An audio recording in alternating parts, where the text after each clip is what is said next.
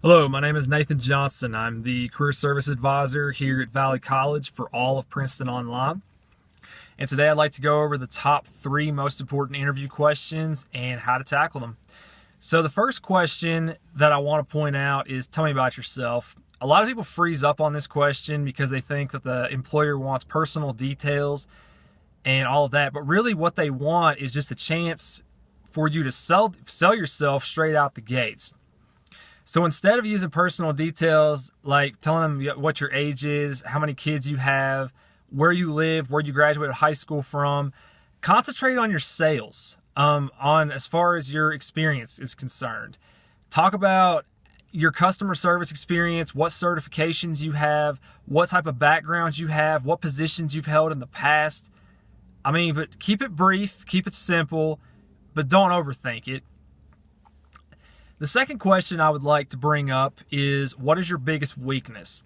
This to me is the most important question you're ever asked on an interview, and the reason is because it's not what your weakness is, it's how you're fixing it. For example, if I say my biggest weakness is punctuality, but I do not respond as to how I'm working on it, the employer is going to be iffy about choosing me for their company because they're going to think that, well, this guy has an issue, but he's not really looking to work toward the situation. What you want to make sure is that whenever you give a weakness, you explain how you're working on it. Now, please do not just say, but I'm working on it. Please have a reason to back that up. For example, say your weakness is punctuality, but I'm working on it by setting my alarm 15 minutes earlier to ensure that I am on time. Just something like that, just make it work. The third and final question that I would like to bring up is, what is your long-term goal? This is a very important question because it talks about growth, which growth is the most important thing in a company, because you want to make sure that you have a plan and that you're not looking to just stay in the same level in a stable environment for the rest of time. Employers are looking for somebody who wants to go to the next level of excelling. So, for example, if you're in the medical field and you have a growth plan of possibly going from medical administrative assistant and going above to administrator, office manager, or any other type of position, as long as it's a supervisory role, go for it.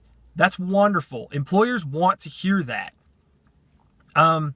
Also, if you get there and you're just like, well, I've always wanted to be an administrative assistant and that's really my highest goal, that's fine as well, but just make sure that you back it up with, I want to continue to grow my experience day in, day out, learning something new. I want to build my resume with additional experience, and you just want to experience is the equivalent of growth. And we just want to make sure that you guys are understanding that growth is a very important thing. So just don't keep it stable and always have a plan going forward.